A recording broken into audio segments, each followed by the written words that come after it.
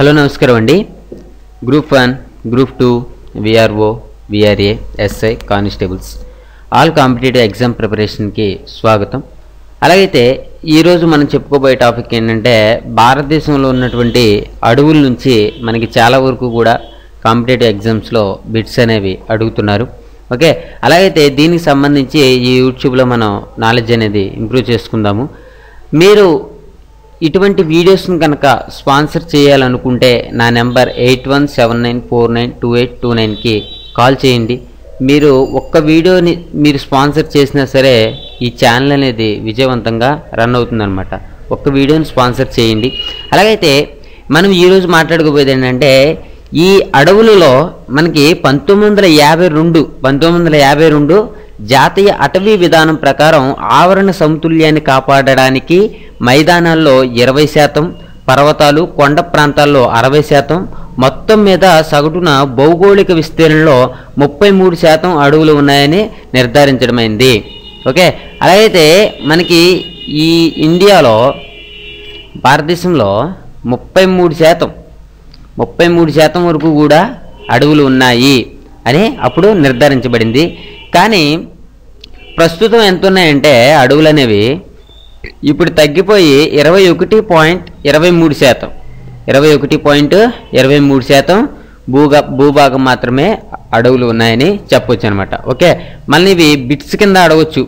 మళ్ళీ ఏంటంటే ప్రస్తుతం ఉన్నటువంటి భూభాగంలో అడవుల యొక్క శాతం ఎంత అంటే 21.23% మాత్రమే ఉన్నాయి. అలాగైతే ఈ అడవుల్ని ఎన్ని రకాలుగా వర్గీకరించవచ్చు అని కనుక మనం అడిగితే అడవుల్ని 4 రకాలుగా వర్గీకరించవచ్చు. ఓకే, ఈ అడవుల్లో ఇండియాలో ఉండేటటువంటి అడవుల్లో 4 టైప్స్ ఉన్నాయి. దాంట్లో ఏంటంటే ఫస్ట్ వన్ వచ్చేసి సతత హరితారణ్యాలు, 2 ఆకురాల్చు అడవులు, 3వది వచ్చేసి ముళ్ళ అడవులు, 4వది వచ్చేసి సముద్ర తీర ప్రాంతపు చిత్తడి అడవులుగా చెప్పొచ్చు అనమాట. అలాగైతే ఫస్ట్ వన్ గురించి మనం మాట్లాడుకుంటే సతత హరిత అరణ్యాలు.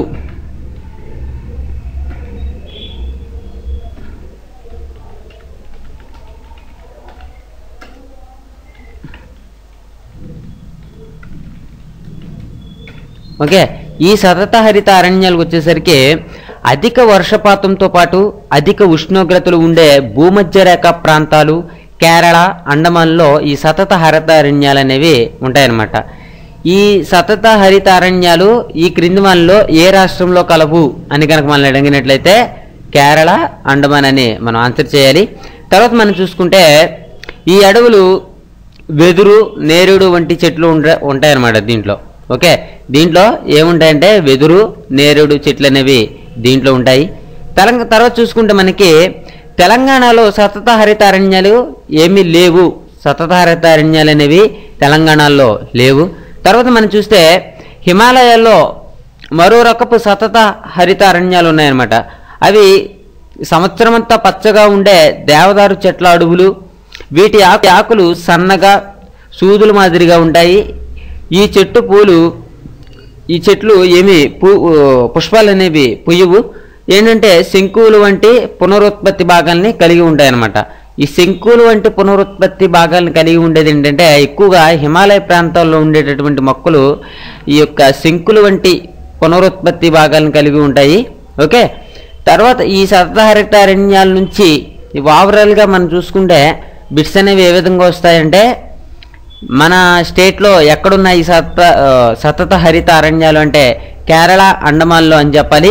తర్వాత ఇంకెక్కడ అంటే హిమాలయాల్లో అని చెప్పాలి. హిమాలయాల్లో ఉండేటటువంటి చెట్లేమి ఇవి ఏంటంటే పుష్పాలు పుయ్యవు, శంకులు వంటి పునరుత్పత్తి భాగాల్ని కలిగి ఉంటాయి అని మనం ఆన్సర్ చేయాలి. తర్వాత మనం చూసుకున్నట్లయితే సెకండ్ వన్ వచ్చేసి ఆకురాల్చు అడవులు. ఈ ఆకురాల్చు అడవులు అనేవి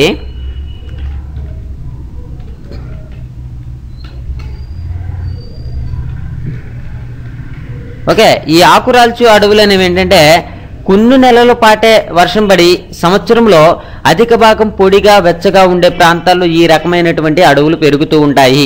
ఈ ఆకురాల్చు అడవులు అనేవి ఈ విధంగా ఉన్నటువంటి దాంట్లో పెరుగుతూ ఉంటాయి. తర్వాత చూస్తే సాధారణంగా ఆకురాల్చు అడవులు 2 రకాలుగా ఉన్నాయి. అవి ఏంటంటే ఎక్కువ వర్షపాతం, మరో రకం ఏంటంటే తక్కువ వర్షపాతం. ఎక్కువ వర్షపాతం, మరొకటి తక్కువ వర్షపాతంగా చెప్పుకోవచ్చు. ఎక్కువ వర్షపాతం పడే ఆకురాల్చే అడవుల్లో ఏం పెరుగుతాయంటే వేగి, ఏగేస, అదేవిధంగా చూస్తే మద్ది, బండారు, జిట్టెంగి వంటి చెట్లు దీంట్లో ఉంటాయన్నమాట. ఓకే, ఈ విధంగా మనకి ఎక్కువ వర్షపాతం పడేటటువంటి ఆకురాల్చే అడవులో ఉండేటటువంటివి ఈ క్రింది వాళ్ళు గుర్తించండి అని కనుక మనల్ని అడిగితే దాంట్లో వేగిస, అదేవిధంగా చూస్తే మద్ది, బండారు, జిట్టెంగి అనేవి మనం ఆన్సర్ చేయాలి. తర్వాత తక్కువ వర్షపాతం పడే ప్రాంతంలో ఏముంటాయంటే ఇవి టేకు, వెలగ, ఏపి, తూనిక, చిగురు, బిల్లి, వేప, దీరిసెన, బూరుగా వంటి చెట్లు దీంట్లో పెరుగుతూ ఉంటాయన్నమాట. ఈ విధంగా ఆకురాల్చే అడవులు అనగానే మనకి ఈ తక్కువ వర్షపాతం పడేటటువంటికి ఏమొస్తాయంటే టేకు వస్తుంది, వెలగ, ఇవి రెండు కూడా చాలా ఇంపార్టెంట్గా చెప్పుకోవచ్చు. తర్వాత చూస్తే ఈ అడవులు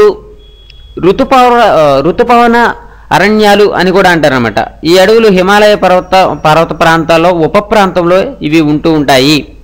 హిమాలయ ప్రాంతపు ఉప ప్రాంతంలో మనకి ఈ ఆకురాల్చు అడవులు అనేవి ఉంటూ ఉంటాయి.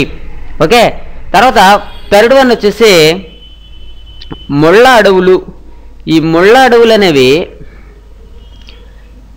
మనకి ఎక్కడుంటాయంటే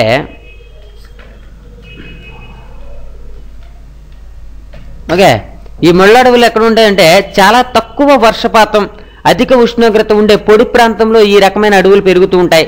అంటే అసలు ముళ్ళు అనేవి ఎందుకు ఉంటాయి అంటే నీళ్ళు ఎక్కడైతే లేవో అక్కడ ఈ ముళ్ళు చెట్లు అనేవి ఎక్కువగా పెరుగుతూ ఉంటాయి. ఇది మనందరికీ తెలిసిన విషయమే. ఈ అడవుల్లోని చెట్లకు చాలా చిన్న ఆకులు, ముళ్ళు వంటి చిన్న చిన్నవి ఉంటాయన్నమాట. ఈ ప్రాంతంలో పెరిగేటటువంటివి సాధారణంగా చెప్పాలంటే మనకి పత్రాలు అనేవి ముళ్ళుగా రూపాంతరం చెందుతాయి. ఓకే, మనం ఎక్కడ బయాలజీలో చూసుకున్నట్లయితే వర్షపాతం తక్కువగా ఉన్న ప్రాంతంలో పత్రాలు అనేవి ముళ్ళుగా రూపాంతరం చెందుతూ ఉంటాయి. అలాగైతే ఈ రకమైన అడవులు అంత దట్టంగా ఉండవు. ఇదేంటంటే ఇవేమీ కూడా అంత దట్టంగా ఏమీ ఉండవు. తక్కువ చెట్లు పొదలు ఉన్న ఖాళీ ప్రదేశాలుగా ఉంటాయన్నమాట. ఖాళీగా ఉంటాయి. అంత దట్టంగా ఈ ముళ్ళ అడవులు అనేవి ఏమీ పెరగవు. ఈ రకమైన అడవులు ఏంటంటే ఈ రకమైన అడవుల్లో మనకు లభించేటటువంటి కలప ఏంటంటే తుమ్మ, బులుసు, రేగ, సీతాఫలం, మోదుగ వంటి చెట్లు ఈ ముళ్ళ అడవుల్లో ఎక్కువగా ఉంటాయి అని మనం చెప్పుకోవచ్చు. తర్వాత మనకి ఫోర్త్ వన్లో సముద్ర తీర ప్రాంతపు చిత్తడి అడవులు. ఈ సముద్ర తీర ప్రాంతపు ఒకసారి రాసుకుందాం ఇక్కడ.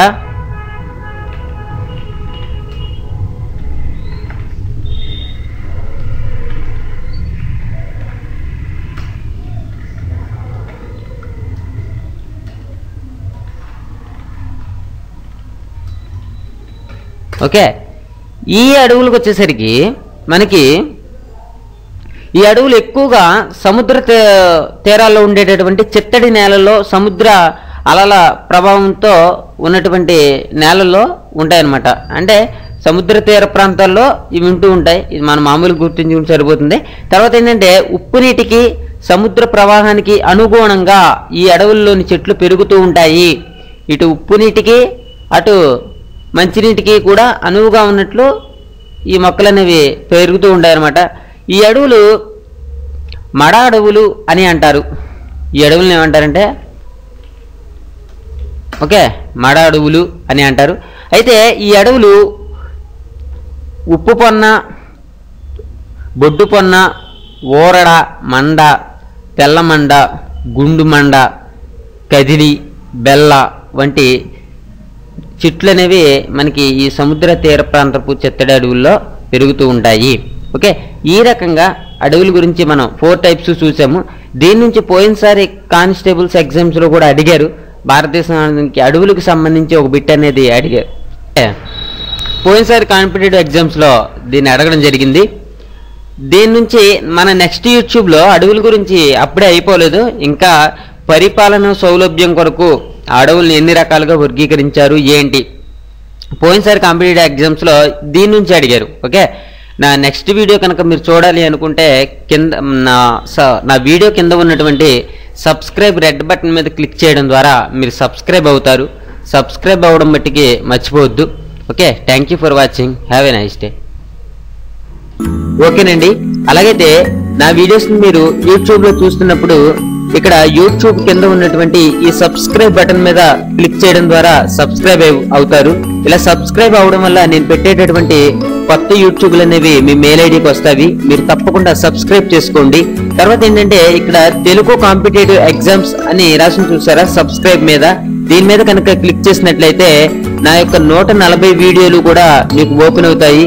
ఏంటంటే మీరు ఇక్కడ చూస్తే ఈ 140 వీడియోలు చూడడానికి ఇక్కడ వీడియోస్ అనే దాని మీద క్లిక్ చేయండి. క్లిక్ చేయడం ద్వారా ఏమవుతాయంటే మొత్తం ఎన్ని వీడియోలు అయితే పెట్టానో అన్ని వీడియోలు కూడా మీకు ఓపెన్ అవుతాయి. మీరేంటంటే మధ్యలో వచ్చేటటువంటి యాడ్స్ ని స్కిప్ చేయకండి. నేను ఈ మంత్ కి ఒక క్వశ్చన్ కూడా చేశాను. ఏంటంటే భారతదేశంలో అత్యధిక జనాభా కలిగినటువంటి రాష్ట్రం ఏది అని. మీకు ఒకవేళ ఆన్సర్ తెలిస్తే మీ పేరు స్పేస్, మీ ఆన్సర్ స్పేస్, మీ మొబైల్ నెంబర్ వేస్తే నేను దానికి మీకేంటంటే చిన్న చిన్న గిఫ్ట్స్ అనేవి ఇవ్వడం జరుగుతుంది. ఓకే, మీరేంటంటే ఎట్టి పరిస్థితుల్లోనూ కూడా ఇక్కడ సబ్స్క్రైబ్ చేసుకోవడం మట్టికి మర్చిపోవద్దు. సబ్స్క్రైబ్ చేసుకోండి. ఏంటంటే మధ్యలో యాడ్స్ వస్తే వాటిని స్కిప్ చేయకండి. Okay, thank you for watching. Have a nice day.